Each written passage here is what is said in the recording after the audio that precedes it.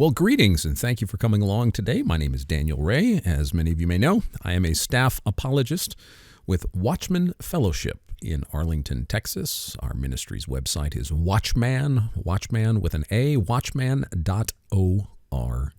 Check it out. Lots of good information on other non-Christian worldviews, religions, cults, and apologetics resources. We have our podcasts and a lot of other great resources on our website. So check it out, watchman.org. Today I'm going to talk to you about a video clip that I recently watched, something that I find agreement with in the community of Street Epistemology.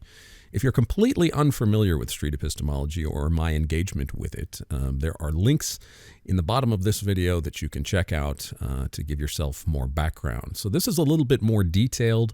I'm not going to go into the specifics get too terribly specific about the details of what Street Epistemology is, but this is much more of a nuanced argument and a point that I want to make for people that have been following me. About Street Epistemology and the idea of proselytizing, trying to convince people that your point of view is the way, the truth, and the life.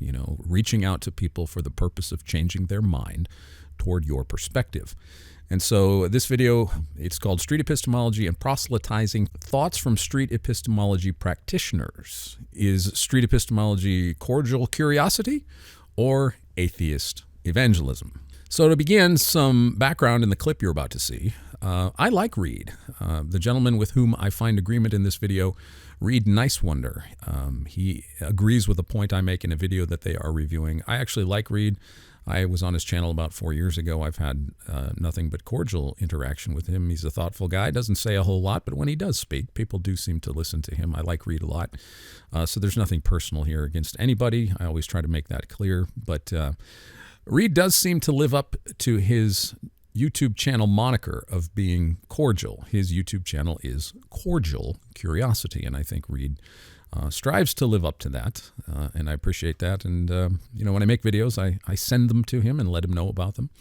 And Reid admits, and I appreciate this as well, he admits somewhere in this video to changing his mind. I don't know if it's in the clip I have, but it is in the original video, which I will link in the description below. Reid admits to changing his mind about his goals of SE over the last 5 years. So I appreciate that. I reviewed this book, which people who practice street epistemology often refer to. They think this is a good book. It was written by Peter Boghossian and James Lindsay in 2019, and a lot of street epistemology practitioners, or what I'll call SEPs, read this book and reference this book. And Reid and other SEPs reviewed me reviewing this book separately. They did a review on that book.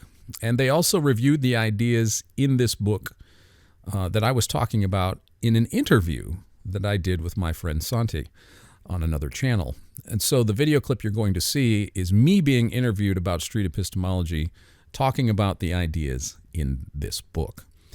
And I argue that as this book does, that street epistemology, or SE, does indeed have a proselytizing aspect to it. That's my argument. It's the argument that's in that book, I think. And you'll see from the clip in a second what I'm talking about. In the review that you're going to see, they talk about a previous video. And this is Dali, who's a wonderfully sweet gentleman. Dali and Reid and others in a previous video used a popsicle stick. Dali tallied on a popsicle stick how many times they agreed with my observations about street epistemology. Not only my observations, but my criticisms and what I thought was good about it. They agreed more times with me then they disagreed. So Dali got out a popsicle stick. He wrote A on one side, he wrote D on another side, and then they kept tallies of how many times they agreed with me and tallies of how many times they disagreed. And then, like I said, they actually, in this video, this previous video, it's not the clip you're going to see, but in this video, they agreed with me more than they disagreed. So that's the popsicle stick reference that I wanted to make clear. And in the clip you're going to see, they are talking about my argument that street epistemology is practiced with the goal of changing someone's mind. That's the argument on the table. I make the case that street epistemology is practiced with the goal in mind of changing people's minds, and that that is exactly what's advocated for in How to Have Impossible Conversations. The idea is that the SEP, the Street Epistemologist practitioner, or the interventionist, as Boghossian refers to it in How to Have Impossible Conversations, is equipped with the proper thinking tools that make the SEP epistemologically superior to their interlocutor, the IL, or the person they're interviewing, and that the SEP is there to intervene or help someone get out of what the SEP thinks is a bad belief or faulty thinking. In short, street epistemology is a kind of proselytizing through asking questions, maybe proselytizing for secularism or atheism or secular humanism or a particular political position, but that I think it's unavoidable that street epistemology has a proselytizing aspect to it. That's my argument. Here's the quote from How to Have Impossible Conversations, found on page 34. James Lindsay and Peter Boghossian argue that, quote, the goal of an intervention is to help people become less confident about what they believe, which is where changing someone's mind begins. In other words, just by speaking with someone, you'll be able to intercede. That's where the term interventionist comes from. In their cognitions, the cognitions of the people they interview, and give them the gift of doubt. So Boghossian and Lindsay in 2019 are advocating that the purpose of How to Have Impossible Conversations, the purpose of an interventionist, the purpose for which street epistemology practitioners strive, is to reduce people's confidence about what they believe. Here it is in black and white. Now, the interesting thing is that the SE community, those people who consider themselves SEPs, or street epistemology practitioners, are divided on whether or not this is what street epistemology is about.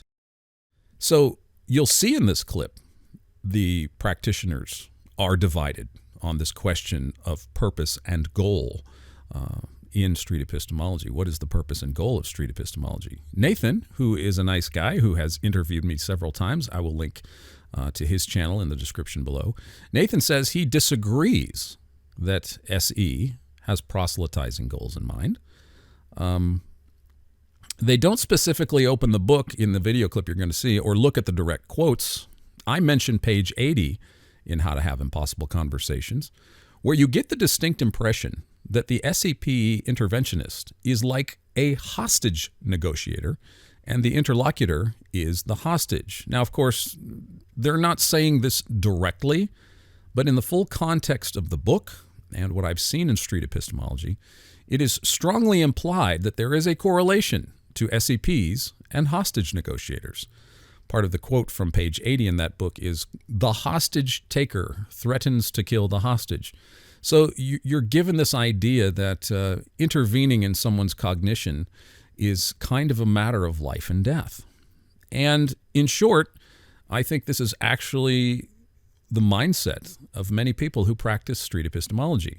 They may be using street epistemology and think that they are helping to free someone from what the SEP considers to be a faulty belief, and that this faulty belief is potentially a matter of life and death. There are people who practice SE, for example, who might think that religion is harmful to society or individuals, or that vaccines and politics, abortion, gun control, free speech, and other hot topics are discussed, where the SEP actually does have a position and a belief and thinks that he absolutely must change people's minds about these topics for the betterment of society or the betterment of the individual or for health and well-being or whatever the case may be. So there are SEPs who use SE for the very distinct purpose of SE, of proselytizing for a particular cause. Now, atheism has been the main one that I've seen, but there are other causes that I've seen that people actively try to change other people's minds about. I mentioned them here. Nathan says SE is just about trying to understand someone's beliefs. And in the clip, Anthony did not like the idea that I said SEPs might see themselves as in a position of epistemic superiority. Now, let me clarify here. I'm not saying that the SEPs think they're smarter necessarily than the people they talk to. I will just be charitable here and say that my position is that the SEP thinks they have a superior worldview or a superior belief system. I'm not judging the quality. I'm not saying that someone who practices street epistemology thinks Christians are stupid or the people they talk to are stupid and that they're smarter. I just think that the SEP believes he's equipped with a better worldview, and that's all I mean to say there. And I will say too, as a Christian, I think that Christianity is the superior worldview, the superior belief system. I'm emphatic about that. That's what I believe to be true, and I don't shy away from that. But I'm not saying in saying that I think I'm smarter than people that don't believe in Jesus. I'm not I'm not a Christian because I think I'm smarter than people. By no means. There's a lot of embarrassing videos of me on YouTube making a lot of mistakes and being unable to answer questions and things like that. So I'm not saying the atheist or the SEP person thinks he's smarter than the people he talks to. And I'm not saying I'm smarter because I'm a Christian. I'm just saying here that the underlying idea that people who practice street epistemology see themselves in an epistemically superior position, as I see myself in an epistemically superior position as a Christian. That's all I'm saying. Reid, however, comes back and pushes back a little bit in the video, and he says it's possible, indeed, that SEPs have specific mind-changing goals in mind and may see themselves in a superior position, epistemically speaking. And so you'll see in the clip the division over this and the discussion that ensues. So let's look at the clip. It's about 7.5 minutes, 8 minutes long. I've taken it out of the video. I'm going to link the whole video below so you can see the full context of it. But let's roll the video, and then I'll have some thoughts about it afterwards. All right. I'm ready to keep going through the video. But in saying that, I think the underlying idea that you brought up, Sante, is the street epistemologists will generally look at themselves as interventionists. This book, that term actually gets used more in this book, interventionist. Street epistemologist doesn't get really used in this book as much as it does in this book. But the idea of interventionist is emphasized in this book. And, you get the general impression. I mean, there's specific examples on page 80 where they're talking about hostage negotiation. And if you pick up this book and practice it, there are different levels that they walk you through. But at the end of the book, if you get this and you go out and practice it, you are perceived as an interventionist, someone who has this superior epistemology, and you're going to help me out of what you perceive to be my foolish belief, faith belief without evidence, or believing in things I'm just so right there, believing things that I know aren't true. I would disagree with that. I wish, oh man, if you've been following our streams in the past, we'd have a popsicle stick, and Dali would be helping us mark the agree and disagree with the popsicle. Shout out to Dali. Shout out to Dali for sure. We miss you, buddy. Yeah. This is one in which I would mark disagree on the popsicle stick. I'm not here to talk anyone out of anything. I'm here to bring myself along for the ride as to how they got to where they are. And check out my channel just 2 videos ago. I sat down and talked with somebody. We talked about all sorts of stuff and nothing in particular. It was just an abstract discussion about how our process for how we form our beliefs and how we think about that process, how important that process is to us, whether or not that process to conclude things needs tweaking, or whether or not we're using a process for certain things differently than we are for other things, and why would that be? That's the kind of conversation I like to have. And if somebody says, hey, I got belief X, and we can dig through that, I'd be happy to do that, though I'm not here to talk anyone out of it. Though what I am interested in is what would change your mind about it, which is hopefully a fair question. I'm wanting to know if they have standards to move themselves in their belief. And if they don't have standards to move their own belief, like, what would they think if I took the opposite position on that same belief and didn't have standards to move to the other side? Could there be conflicts or, political disagreements? Or is that a good way to figure out what's true? That might be another good question. And how important is the truth to us? These are the kinds of conversations I want to have. And I don't think it necessarily needs to be about any one particular belief. It's about everything. It's about how we look at the world. Yeah, it's really an effective way to have cordial, civil conversations about beliefs, so we can just check if our confidence levels are justified. No one's teaching anyone anything about truth. It's about, how do we know that we're justified in our confidence levels? Let's explore that.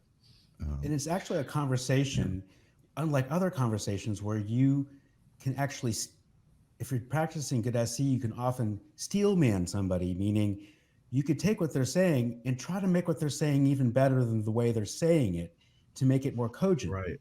And I'm not sure of other conversations that are held that happens. Yeah, and not only are we steel manning in this way, we are judging ourselves based off of how well they agree with what we just said in response. Yeah. Like, if I repeat something back that I think I'm hearing, I own my own understanding of what I just heard by saying, I'm hearing you say. I'm not putting it on them. I'm putting it on me. I'm hearing you say. And then if they agree, great. Now we can move on. If they disagree, I need to work better to make sure that they agree we're on the same page. That's a huge part of SE. Big part.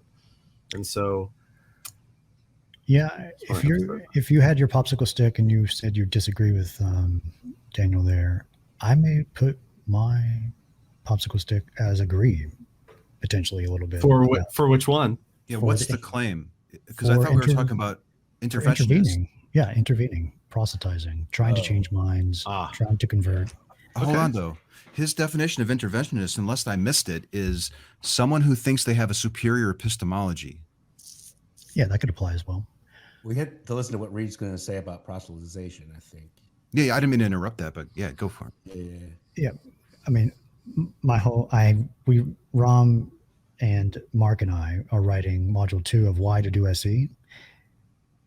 And originally we had the learning objectives is like goals related to you personally, goals related to your interlocutor or for your interlocutor, and then goals related to society. And then a fourth learning objective about, common misuses of SE. And one of the topics we put under there originally was proselytization, or like advancing a narrative.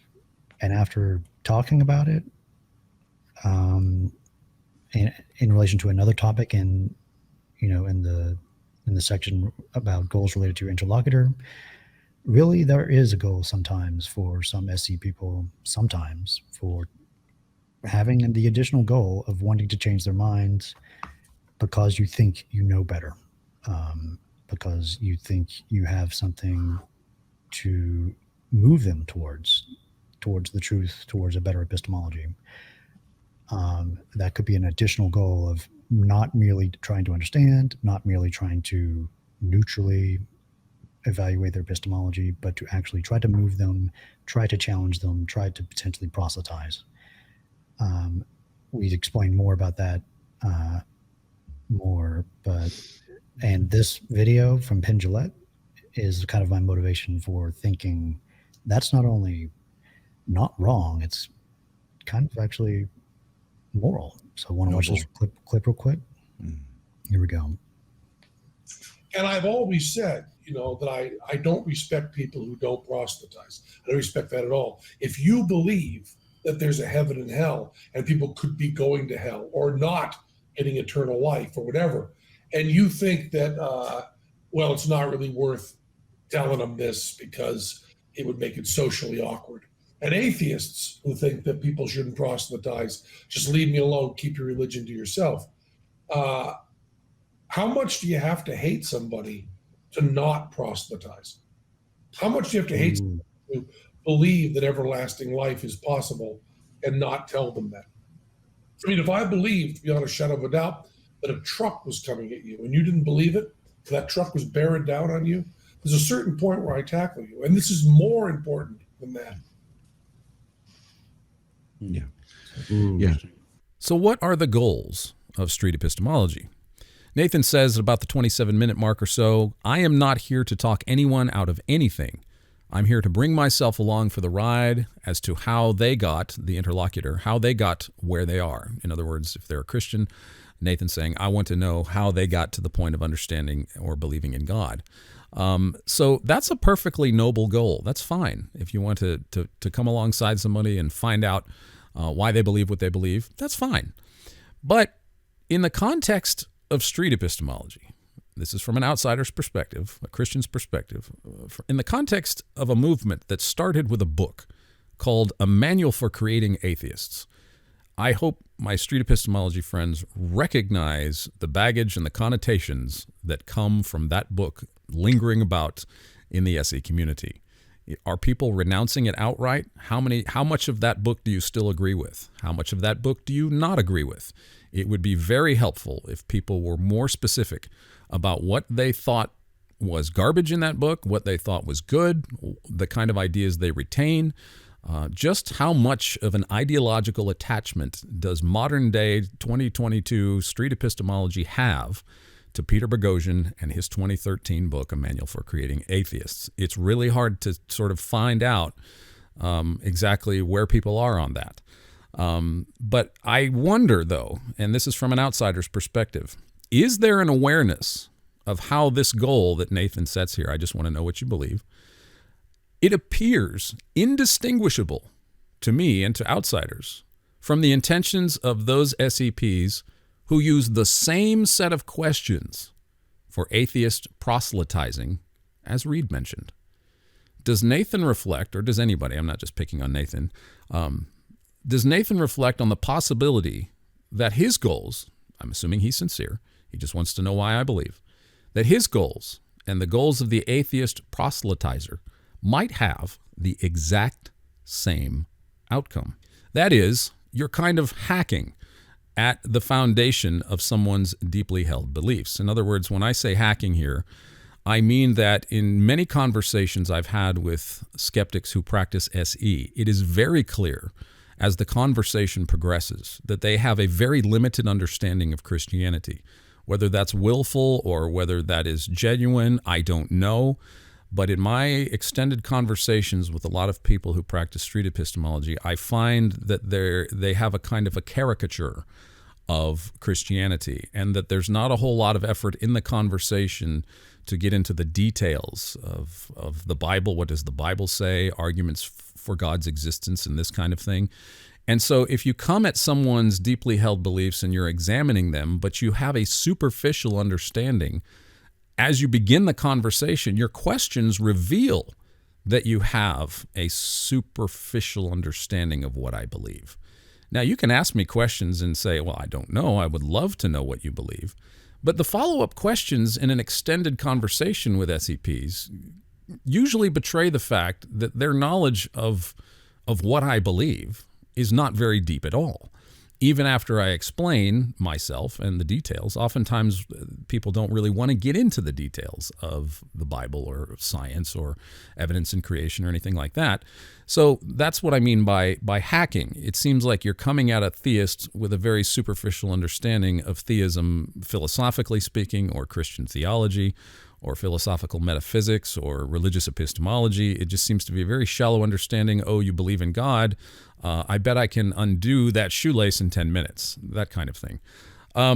Now, the other part of the hacking is whether your goal is to just understand someone or whether you're trying to cause doubt, what about the recognition that the interlocutor you're talking to derives meaning, purpose, relationships, and the very identity of the beliefs that you're examining? And it just seems like a very shallow questioning approach to their worldview, and it doesn't seem like a whole lot of reflection is being done on the kind of impact that your questions may be having on this person's entire life. Now, one of the ways in which I see them, the SEP practitioner, sort of getting around this, or is the idea of trying to gain consent from the people they're about to talk to. So they'll ask the interlocutor up front, hey, this may challenge you a bit. It may change your mind a little bit. I just want you to be aware of this. Just some questions. I'm not here to debate you, but you may end up changing your mind about some things. And so they kind of goes on for a minute or so about this consent, and that's okay. But these requests for consent are very brief, the ones that I've seen, and I can't help but wonder if the interlocutor really understands the dynamics about what's about to go down, especially if the IL hasn't critically thought much about the reasons for their beliefs. So what if an SEP said up front in attempting to gain consent, they worded it this way: can I record you on video as you struggle to articulate what you believe? And may I post it on YouTube later?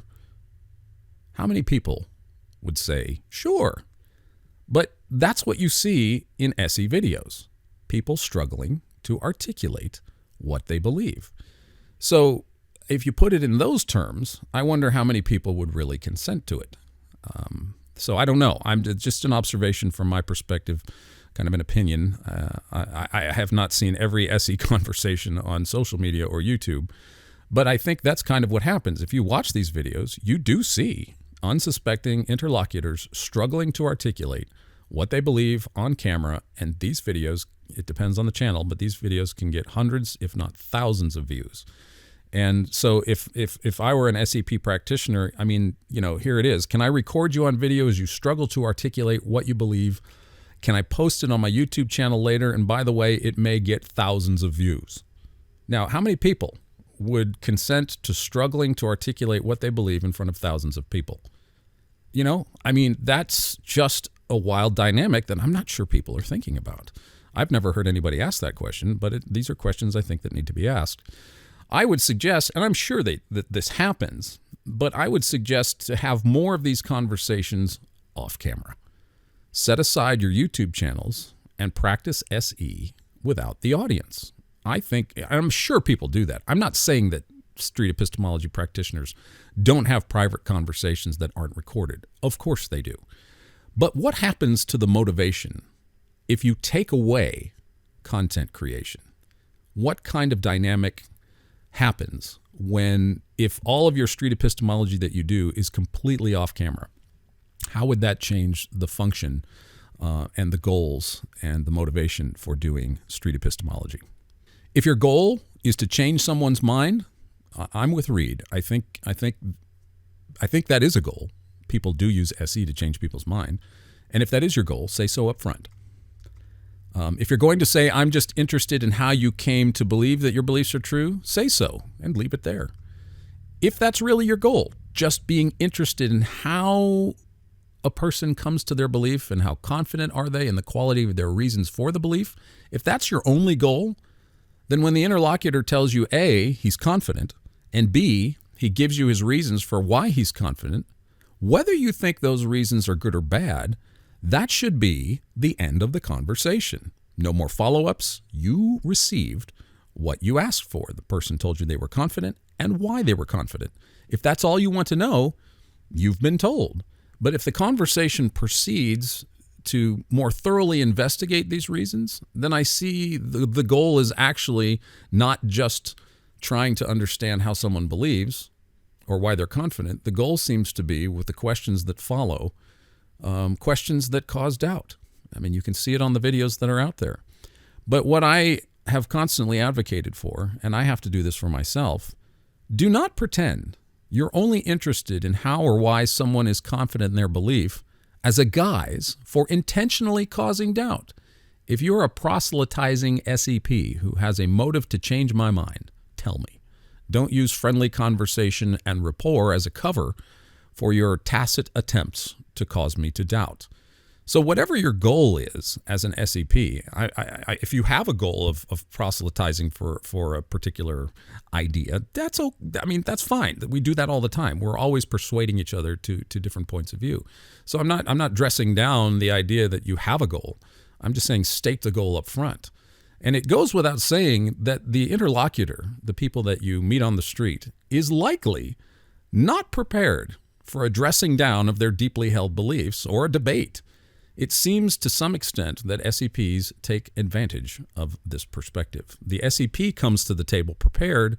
Their interlocutor does not. Maybe they're between classes, they're on a hike, they're out in public. They're not ready mentally to have a debate about their deeply held beliefs. You're going to get off the top of your head answers. The conversation doesn't last very long. And so I think whatever is exchanged there, that's fine. But the IL, let's admit, they're not coming to the microphone and the camera prepared to defend an onslaught of their belief. And I think to some degree, Street Epistemology takes advantage of that. What is absent in the SE community is a complete renunciation of the practice of using SE to cause doubt intentionally. Nobody's saying, hey, you shouldn't use SE for that. They will say some people do, some people don't, but that's not the goal of SE. But they don't finally renounce intentionally causing doubt as a bad practice. They seem to allow for it. And so, like I said with the Peter Boghossian book, people will say, yeah, we're not in that book, but it's kind of muddy. Well, how much are you not in that book? What do you actually think was wrong about that book? Is there anything in that book you agree with? How much are you still tied to Peter Boghossian's idea in a manual for creating atheists? And yes, I think it's an absolute necessity, individual to individual, whether the community defines it in standards or each individual defines it. I think specificity about what you think Boghossian got wrong and what you think and what kind of ideas you might be retaining, I think that's absolutely important to make those clear distinctions. Reid's comments demonstrate, though, that indeed SE is used specifically to cause doubt and change minds, and he appears to endorse this idea. And I agree with Reid's candid admission, though obviously I don't agree with the atheism or secularism or naturalism necessarily that may be motivating the SEP, but I do agree with Reid that SE is used as a kind of proselytizing for a particular cause. So if you want to proselytize for atheism or naturalism or some political view or something, tell your IL up front. I think that's a much more honest means of obtaining consent. So I will be transparent with my goals. Why am I engaging with Street Epistemology? Why am I here? What are you doing, Ray?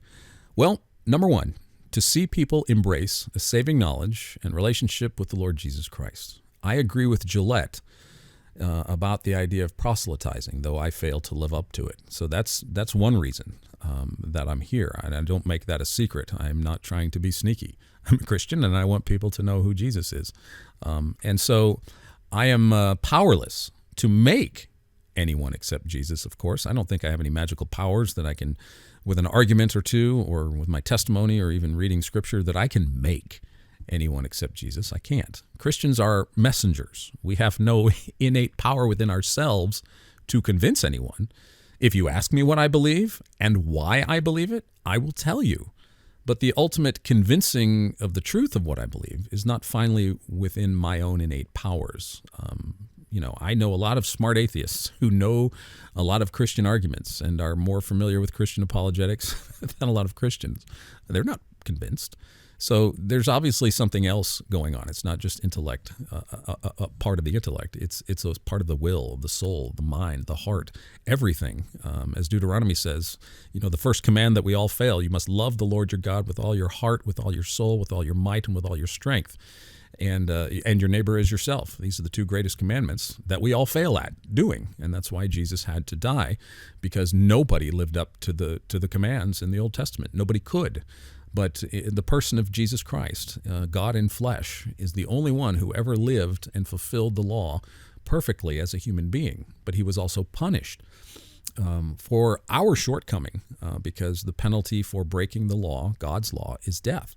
And so Jesus fulfilled the law perfectly, and he died for us in our stead. He was a perfect sacrifice, and he gives us his moral perfection. So when God looks at us through Jesus, he sees that Jesus has satisfied the law, and that satisfaction is transferred to us. Jesus freely gives us his righteousness. He has fulfilled the law for us. I want to inform Christians also, and others, anyone who's interested in SE, just exactly what I have seen within the SE community and how they can be better equipped to engage someone who practices SE. So I want to tell Christians what my experiences are. I want to tell other people what my experiences are, and I'm happy to talk to Street Epistemologists. I'm happy to give SE practitioners an hour on their channel and go through the SE thing and have conversations. I'm open to that. I always have been. I want to give SEPs insights from an outsider's perspective and help SEPs better improve their engagement with theists. That's another goal of mine. I'm not just deconstructing SE. I want to build bridges and have conversations with practitioners that will help strengthen relationships and engagements and conversations about our differences. Now, I don't generally record individual conversations I have with other people of different backgrounds and beliefs. I'm melancholy. I'm introvert. I don't like putting people on the spot. I'm getting better at that in having these conversations. But for me, to put a camera on myself having a conversation with someone else is just, I don't even like looking at myself on camera. So it's very difficult. And those kind of discussions for me, because I'm innately personal and I think a lot, maybe too much, they're hard to have even without the camera. You turn the camera on and there's a whole nother dynamic there for me that makes it difficult. And I certainly, for me personally, those kinds of personal conversations, I think are better conducted privately. Maybe there's more progress there. I'm not saying you can't put somebody on camera that doesn't consent to it. I'm just saying for me personally, I don't look at my conversations that way. I've been challenged by SEPs to do what they're doing or to show them what I do and how I challenge my own biases. And so I've tried through various conversations to share why I believe. And so number one, how do I overcome my own biases? What do I do? What am I doing? What am I practicing to make sure that I'm not staying in my bubble? Well, my job at watchman.org is dedicated to examining other non-Christian religions and worldviews. I have appeared also on a number of atheist shows over the years since I got my master's in apologetics. And for our book club, when we meet in person at our office in Arlington, I make dinner for my atheist and Christian friends for our book club. We have lots of conversations during dinner and after the club. And our videos, I think, having been a part of this club now for over 3 years, our videos reflect what we do when we meet in person. So if you watch a Zoom video, our interactions are very similar when the club is going on to those interactions that happen in person. Now, we have been recording the videos ever since the club started, so everybody knows that we're on video, but everybody that participates, there's consent. Everybody comes in and knows they're on video and knows it's going to be videoed. But I can tell you from being behind the scenes on and off camera that our club on camera and our club off camera is very similar. There's similar chemistry, similar exchange of ideas. We get just as feisty sometimes with each other on Zoom as we do in person. But a lot of good relationships are built at the dinner and after the club when we're just talking in the hallway and stuff like that. So I'm just throwing these things out there. That's just one thing that I do in challenging my biases and being open to other points of view. I routinely engage with the best literature out there that challenges my worldview. And it's one reason I've engaged the SE community. I have no one particular method for concretely establishing with ironclad epistemic certitude that Jesus is Lord, nor do I think there is one particular method or one particular reason why I believe in Jesus. It's multifaceted. I've interviewed some of the best minds in Christian thought over the last several years with our podcast. It has been a wonderful blessing and a privilege to read a book and then talk to the author about it for an hour or so. I have absolutely thoroughly enjoyed that aspect of my job. It's the best job I've ever had, I think. I have 2 degrees, an undergrad degree in education where I minored in English and the sciences. I have military service. I was a broadcast journalist. I have a published book on the universe, and I struggle a lot with my own life, with trial and error and my own sin. And so it's a lifetime. I have no one simple formula for how I can show you who Jesus is, except reading, studying, engaging, thinking, reflecting, trying to live it out. All of these things go together. I can't finally articulate in a 10-minute conversation how all of these experiences have worked together to hold my belief intact. Ultimately, I believe belief is a gift. Repentance, being able to turn to Jesus, is a gift. And I am here almost 30 years. It'll be 30 years next year. I've been a believer for 30 years, and it's not always been easy. But since I believe Christianity is true, I do sincerely hope, without pretense, that people will at least know where I stand, what I believe, and why I do what I do.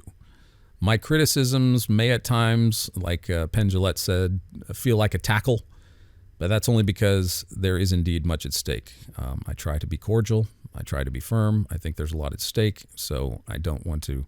It's striking a balance there in being critical and being supportive in a positive way is not an easy balance to strike, but I'm trying to strike it. And so my engagement, I am not a one-hit wonder. Here's a critique of SE, goodbye. I try to engage. It appears, though, that some, and I won't name names, but some in my conversations, some SEPs I have seen and heard, are kind of flippant about this point about what's at stake. A kind of a priori dismissing of the supernatural.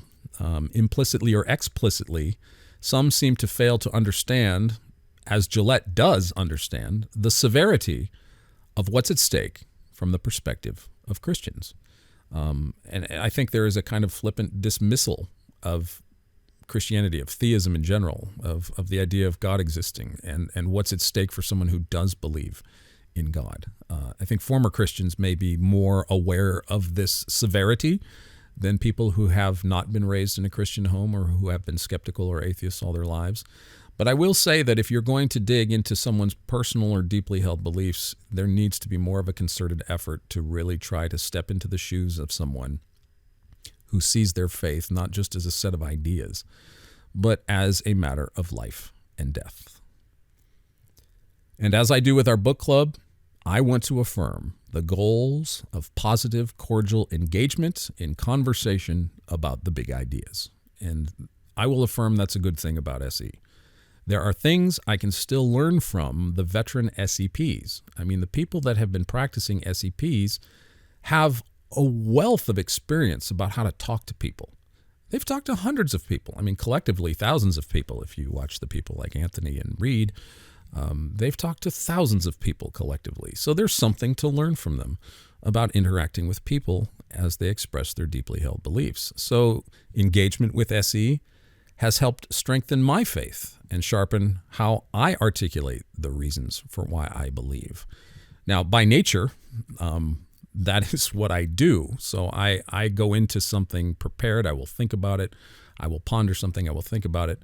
And I want other Christians to do the same thing. I want there to be engagement and conversation. So I'm the one who's going to think through things, and I want other Christians to think through things. And I'm glad SE encourages people to think through things, but I also want, as a Christian, more clarity of motives. If you're proselytizing with SE, say it up front. And so I'll end with this. As Penn Jillette said, if I don't at some point try to proselytize or share what I believe, then I really don't believe what I believe. If I think that this is a matter of life and death, then I need to try to proactively take opportunities to share with people what I believe. So this is an excerpt from Acts 17, where the Apostle Paul is traveling on his missionary journeys, and he ends in Athens. And so without commentary, I'll just read this, and you can shut the video off here if you want to, but I'm just going to read Paul, the Apostle Paul, in Acts 17. And there are some parallels, I think. I see myself, not exactly, but there are some parallels here to how I see myself interacting with people of other ideologies and faiths and people of no faiths. And I love how Paul interacts with the Athenians here. And so I'm just going to read this, and thank you for taking the time with me today to consider these thoughts. So here's Paul in Athens. Now, while Paul was waiting for them in Athens, his spirit was being provoked within him as he observed that the city was full of idols. So he was reasoning in the synagogue with the Jews and the God-fearing Gentiles, and in the marketplace every day with those who happened to be present. And some of the Epicurean and Stoic philosophers as well were conversing with him. Some were saying, "What could this scavenger of tidbits want to say?" Others, "He seems to be a proclaimer of strange deities, because he was preaching Jesus and the resurrection." And they took him and brought him to the Areopagus, some translations say Mars Hill, saying, May we know what this new teaching is which you are proclaiming? For you are bringing some strange things to our ears, so we want to know what these things mean. Now all the Athenians and the strangers visiting there used to spend their time in nothing other than telling or hearing something new. So Paul stood in the midst of the Areopagus and said, Men of Athens, I see that you are very religious in all aspects. For while I was passing through and examining the objects of your worship, I also found an altar with this inscription, To an unknown God. Therefore, what you worship in ignorance, this I proclaim to you. The God who made the world and everything that is in it, since he is Lord of heaven and earth, does not dwell in temples made by hands, nor is he served by human hands as though he needed anything, since he himself gives to all people life and breath and all things. And he made from one man every nation of mankind to live on all the face of the earth, having determined their appointed times and the boundaries of their habitation, that they would seek God, if perhaps they might feel around for him and find him, though he is not far from each one of us. For in him we live and move and exist, as even some of your own poets have said, for we are also his descendants. Therefore, since we are the descendants of God, we ought not to think that the divine nature is like gold or silver or stone, an image formed by human skill and thought. So having overlooked the times of ignorance, God is now proclaiming to mankind that all people everywhere are to repent, because he has set a day on which he will judge the world in righteousness through a man whom he has appointed, having furnished proof to all people by raising him from the dead. Now, when they heard of the resurrection of the dead, some began to scoff, but others said, We shall hear from you again concerning this.